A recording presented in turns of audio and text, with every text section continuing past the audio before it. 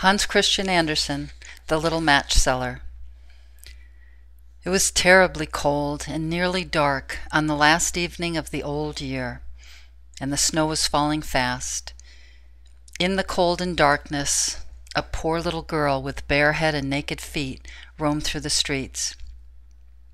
It is true she had on a pair of slippers when she left home, but they were not of much use. They were very large, so large indeed that they had belonged to her mother, and the poor little creature had lost them in running across the street to avoid two carriages that were rolling along at a terrible rate. One of the slippers she could not find, and a boy seized upon the other and ran away with it, saying that he could use it as a cradle when he had children of his own. So the little girl went on with her little naked feet, which were quite red and blue with the cold. In an old apron she carried a number of matches, and a bundle of them in her hands. No one had bought anything of her the whole day, nor had anyone given her even a penny. Shivering with cold and hunger, she crept along. Poor little child, she looked the picture of misery. The snowflakes fell on her long fair hair, which hung in curls on her shoulders, but she regarded them not. Lights were shining from every window, and there was a savory smell of roast goose, for it was New Year's Eve. Yes, she remembered that. In a corner between two houses, one of which projected beyond the other, she sank down and huddled herself together. She had drawn her little feet under her, but she could not keep off the cold, and she dared not go home, for she had sold no matches, and could not take home even a penny of money. Her father would certainly beat her. Besides, it was almost as cold at home as here, for they had only the roof to cover them, through which the wind howled, although the largest holes had been stopped up with straw and rags. Her little hands were almost frozen with cold. Ah, perhaps a burning match might be some good, if she could draw it from the bundle and strike it against the wall, just to warm her fingers. She drew one out. Scratch!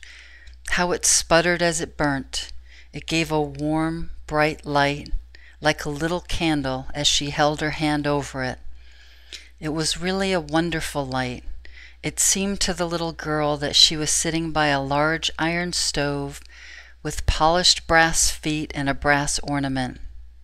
How the fire burned, and seemed so beautifully warm that the little girl stretched out her feet as if to warm them, when lo, the flame of the match went out. The stove vanished, and she had only the remains of the half-burnt match in her hand. She rubbed another match on the wall. It burst into a flame, and where its light fell upon the wall, it became as transparent as a veil, and she could see into the room. The table was covered with a snowy white tablecloth, on which stood a splendid dinner service, and a steaming roast goose stuffed with apples and dried plums. And what was still more wonderful, the goose jumped down from the dish and waddled across the floor with a knife and fork in its breast to the little girl. Then the match went out, and there remained nothing but the thick, damp, cold wall before her. She lighted another match, and then she found herself sitting under a beautiful Christmas tree. It was larger and more beautifully decorated than the one which she had seen through the glass door at the rich merchant's. Thousands of tapers were burning upon the green branches, and colored pictures, like those she had seen in the show windows, looked down upon it all. The little one stretched out her hand towards them, and the match went out. The Christmas lights rose higher and higher, till they looked to her like the stars in the sky. Then she saw a star fall, leaving behind it a bright streak of fire.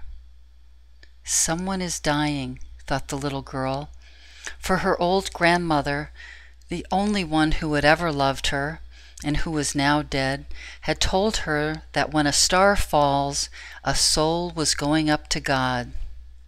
She again rubbed a match on the wall, and the light shone around her. In the brightness stood her old grandmother, clear and shining, yet mild and loving in appearance, "Grandmother!" cried the little one. "Oh, take me with you. I know you will go away when the match burns out. You will vanish like the warm stove, the roast goose, and the large, glorious Christmas tree." And she made haste to light the whole bundle of matches, for she wished to keep her grandmother there. And the matches glowed with a light that was brighter than the noonday, and her grandmother had never appeared so large or so beautiful. She took the little girl in her arms, and they both flew upwards in brightness and joy, far above the earth, where there was neither cold, nor hunger, nor pain, for they were with God. In the dawn of the morning there lay the poor little one, with pale cheeks and smiling mouth, leaning against the wall. She had been frozen to death on the last evening of the year, and the New Year's sun rose and shone upon a little corpse. The child still sat in the stiffness of death, holding the matches in her hand, one bundle of which was burnt. She tried to warm herself, said some. No one imagined what beautiful things she had seen, nor into what glory she had entered with her grandmother on New Year's Day.